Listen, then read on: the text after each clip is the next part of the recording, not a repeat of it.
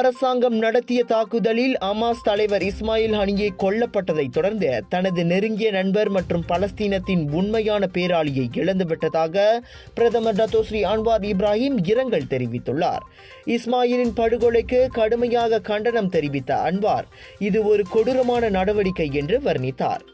காசாவில் 40,000க்கும் மேற்பட்ட உயிரை பழிவாங்கிய இஸ்ரேல் யூத அரசாங்கத்தின் கொடூரத்தை முடிவுக்கு கொண்டு வருவதற்காக தற்போது நடைபெற்று வரும் பேச்சுக்களை தோல்வியடைய செய்யும் நோக்கத்தில் அந்த தாக்குதல் நடத்தப்பட்டுள்ளது.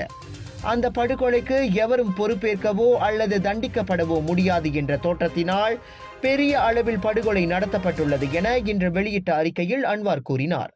பல ஆண்டுகளாக இத்தகைய பேரிடர்களையும் துன்பங்களையும் அனுபவித்து வரும் பலஸ்தீனர்கள் தற்போது இஸ்மாயிலின் படுகொலையினால் அவர்களது நிலை மேலும் மோசமடையலாம். சுதந்திரமான மற்றும் கௌரவமான பலஸ்தீன் நாடு ஒன்றை உருவாக்கி மத்திய கிழக்கில் அமைதி மலர்வதற்கு பாடுபட்ட அவரது பங்கேற்பை மதிக்காதவர்கள்தான் இதற்கு முன் இஸ்மாயிலை தாம் சந்தித்ததை கண்டனம் செய்தவர்கள் என்று அன்வார் சுட்டிக்காட்டினார். கத்தார் டோஹாவில் ஹமாஸ் தலைவர் இஸ்மாயில் ஹனியேவை பிரதமர் டத்தோஸ்ரீ அன்வார் இப்ராஹிம் சந்தித்த புகைப்படம் இன்ஸ்டாகிராமில் வெளியிடப்பட்டிருந்ததை அளித்த நடவடிக்கைக்காக மேத்தா மன்னிப்பு கேட்க வேண்டும் என கோரிக்கை விடுக்கப்பட்டுள்ளது. நேற்று மேற்கொள்ளப்பட்ட இந்த நடவடிக்கைக்காக மேத்தா விளக்கம் அளிக்க வேண்டும் என பிரதமர் அலுவலகத்தின் ஊடகம் மற்றும் தொடர்பு வியூக அலுவலகம் கேட்டுக்கொண்டது. ஹமாஸ் தலைவருடன் பிரதமர் அன்வார் இப்ராஹிம் இருக்கும் புகைப்படம் இன்ஸ்டாகிராமில் இருந்து அகற்றப்பட்டதற்கான நடவடிக்கையை பிரதமர் அலுவலகத்தின் ஊடகம் மற்றும் தொடர்பு வியூக அலுவலகம் சாடியது. பலஸ்தீன் மற்றும் அந்நாட்டின் தலைவருக்கு எதிரான தெளிவான பாகுபாடு இதுவாகும். எனவே இந்த நடவடிக்கை குறித்து மேத்தா விளக்கம் அளிப்பதோடு மன்னிப்பும் கேட்க வேண்டும் என சமூக வலைதளத்தில் வெளியிட்ட பதிவில் பிரதமர் அலுவலகத்தின் ஊடகம் மற்றும் தொடர்பு வியூக பிரிவு கோரிக்கை விடுத்துள்ளது. குறு சிறு மற்றும் நடுத்தர தொழில் நிறுவனங்களான PMKS உயர்ந்த நிலைக்கு நகர தொடங்கியுள்ளன. 2023ஆம் ஆண்டில் குறு நிறுவனங்களின் எண்ணிக்கை குறைந்திருந்த நிலையில் சிறு மற்றும் நடுத்தர நிறுவனங்களின் எண்ணிக்கை அதிகரித்திருக்கிறது. நாட்டின் பொருளாதாரத்தின் முதுகெலும்பாக விளங்கும் குறு சிறு மற்றும் நடுத்தர தொழிலில் 2023இல் 1.1 மில்லியன் நிறுவனங்கள் அல்லது 96.9% வணிகங்கள் செயல்பட்டு வருவதாக தொழில் முனைவர் மேம்பாட்டு மற்றும் கூட்டுறவுத்துறையின் அமைச்சர் டத்தோ ஈவான் பெனடிக் கூறினார். Data pertumbuhan PMKS menunjukkan perkembangan yang positif. Bilangan perusahaan bersaiz kecil meningkat sebanyak 35.8% dan bilangan perusahaan bersaiz sederhana meningkat sebanyak 7.9%. Bagaimanapun terdapat pengurangan bilangan perusahaan bersaiz mikro sebanyak 16.9%, yaitu daripada 923.667 perusahaan pada tahun 2022 kepada 767.421 perusahaan pada tahun 2023. இந்த குறு சிறு மற்றும் நடுத்தர தொழில் நிறுவனங்களின் வளர்ச்சி செயல்திறன், மொத்த உள்நாட்டு உற்பத்தி, ஏற்றுமதி, வேலைவாய்ப்பு மற்றும் உற்பத்தி திறன் ஆகிய பொருளாதார குறிகாட்டிகளில் பங்களிப்பை வழங்கியுள்ளதை சுட்டிக்காட்டினார் அமைச்சர் Dato Evan Benedict.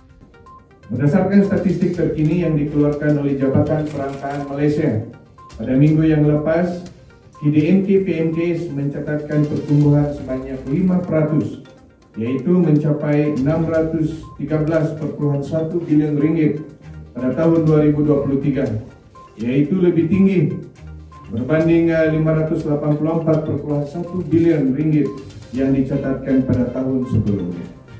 Prestasi pertumbuhan PMKS bukan sahaja mengatasi pertumbuhan KDNK keseluruhan sebanyak 3.6%, tetapi juga mengatasi pertumbuhan KDNK bukan PMKS sebanyak 2.7%. Hasil daripada kadar pertumbuhan yang lebih pantas pada tahun 2023, sumbangan PMKS kepada KDNK keseluruhan meningkat kepada 39.1% berbanding 38.6% yang direkodkan pada tahun 2022. Prestasi ini disokong terutamanya oleh sektor perkhidmatan, yaitu pengangkutan dan penyimpanan, serta subsektor perdagangan, borong dan runcit, makanan dan minuman, dan penginapan. Subsektor berkaitan pengguna ini mendapat manfaat daripada perbelanjaan berkaitan pelancongan yang bertambah baik serta pembukaan semula sempadan antarabangsa China pada awal tahun 2023 yang merancangkan lagi aktiviti pelancongan negara. நாட்டின் வளர்ச்சிக்கு ஆதரிக்கவுள்ள குறு சிறு மற்றும் நடுத்தர தொழில் நிறுவனங்களுக்கு 2025ஆம் ஆண்டு பட்ஜெட்டில் அதிக ஒதுக்கீடு வழங்கப்படும் என்று தான் நம்புவதாக ஈவான் இன்று தெரிவித்திருக்கிறார். மலேசியாவின் மக்கள் தொகை கடந்த ஆண்டு 33.4 மில்லியனாக இருந்ததை ஒப்பிடும்போது இந்த ஆண்டில் 34.1 மில்லியனாக இருக்கும் என மலேசிய புள்ளி விவரத்துறை மதிப்பிட்டுள்ளது. 2023ஆம் ஆண்டில் 30.4 மில்லியனாக இருந்த மக்களின் எண்ணிக்கை இவ்வாண்டு 30.7 மில்லியனாக உயரும் என புள்ளி விவரத்துறையின் தலைவர் டத்தோஸ்ரீ டாக்டர் முகமது உசேர் மாஹிதீன் தெரிவித்துள்ளார். இந்த ஆண்டு மதிப்பிடப்பட்டுள்ள 30.7 மில்லியன் குடிமக்களில் 70.4 விழுக்காட்டினர் பூமி புத்ராக்கள். ஆனால் சீனர்கள் மற்றும் இந்திய மக்களின் தொகை குறைந்துள்ளது. 2023இல் சீனர்களின் மக்கள் தொகை 22.6 விழுக்காட்டில் இருந்து இவ்வாண்டு 22.4 விழுக்காடாக குறைந்தது. அதே வேளையில் இந்தியர்களின் மக்கள் தொகை கடந்த ஆண்டு 6.6 விழுக்காட்டில் இருந்து இவ்வாண்டு 6.5 விழுக்காடாக குறைந்தது. பாலின ரீதியில் இவ்வாண்டு பெண்களின் மக்கள் தொகையை விட ஆண்களின் எண்ணிக்கை 17.9 மில்லியனாகவும் பெண்களின் எண்ணிக்கை 16.2 மில்லியனாகவும் உள்ளது. மொத்த பாலினம் ஒவ்வொரு 100 பெண்களில் ஆண்களின் எண்ணிக்கை 111ஆக உள்ளது. ஒட்டுமொத்தமாகவே மலேசியாவில் அனைத்து மாநிலங்களிலும் பெர்லிஸ் மற்றும் புத்ராஜயா கூட்டரசு பிரதேசத்தை தவிர ஆண்களின் எண்ணிக்கை அதிகரித்துள்ளது. இவ்வாண்டு கூடுதலான மக்கள் தொகையில் ஸ்லாங்கோர் முதலிடத்திலும் அதற்கு அடுத்த நிலையில் ஜோஹோர் உள்ளது.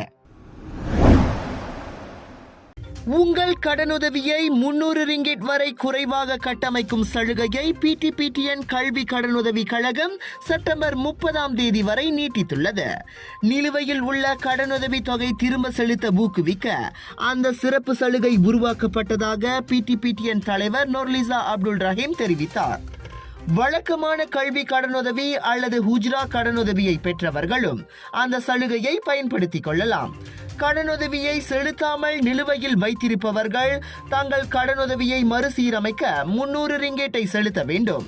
அதன் பின்னர் சம்பள பிடித்தம் வாயிலாக அல்லது வங்கி கணக்கு பிடித்தம் வாயிலாக கடனுதவியை திரும்ப செலுத்த அவர்கள் பதிந்து கொள்ள வேண்டும்.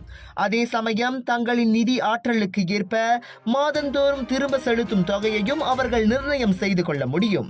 அதனால் தங்கள் PTPTN கல்வி கடனுதவியை மறுசீரமைத்துக் கொள்ள விருப்பம் உள்ளவர்கள் செப்டம்பர் 30ஆம் தேதிக்குள் அருகில் உள்ள அதன் அலுவலகங்களை அணுகலாம்.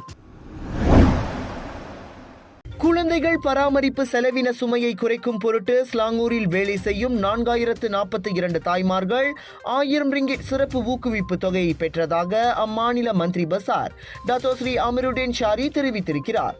மாநில அரசாங்கத்தை மீண்டும் தேர்வு செய்தால் 5000 தாய்மார்களுக்கு உதவி வழங்கும் இலக்கில் கடந்த ஆண்டு தேர்தல் கொள்கை அறிக்கையில் தெரிவிக்கப்பட்ட ஒற்றுமை அரசாங்கத்தின் 100 நாள் வாக்குறுதியில் இதுவும் ஒன்று என அவர் கூறினார். ஜூலை 11ஆம் தேதி வரை வேலை செய்யும் தாய்மார்களுக்கான உதவித்தொகைக்கு 4042 விண்ணப்பங்கள் அங்கீகரிக்கப்பட்டதாக இன்று தமது முகநூலில் வெளியிட்ட பதிவில் அமருடீன் தெரிவித்தார். இந்த உதவியை 5000 பேர் பெற வேண்டும் என்ற இலக்கை மாநில அரசாங்கம் நிர்ணயித்துள்ளதால் வேலை செய்யும் தாய்மார்கள் குழந்தை பராமரிப்பு சுமைக்கான உதவி தொகைக்கு தொடர்ந்து மாமா கர்ஜ செயலி மூலம் விண்ணப்பிக்கலாம் என அவர் கூறினார். 12 வயதுக்குட்பட்ட 3 பிள்ளைகளை கொண்டிருக்கும் வேலை செய்யும் 5000 தாய்மார்கள் இந்த உதவி தொகையை பெறுவதற்காக 5 மில்லியன் ரிங்கேட் ஒதுக்கப்பட்டதாகவும் அமீருடீன் தெரிவித்தார்.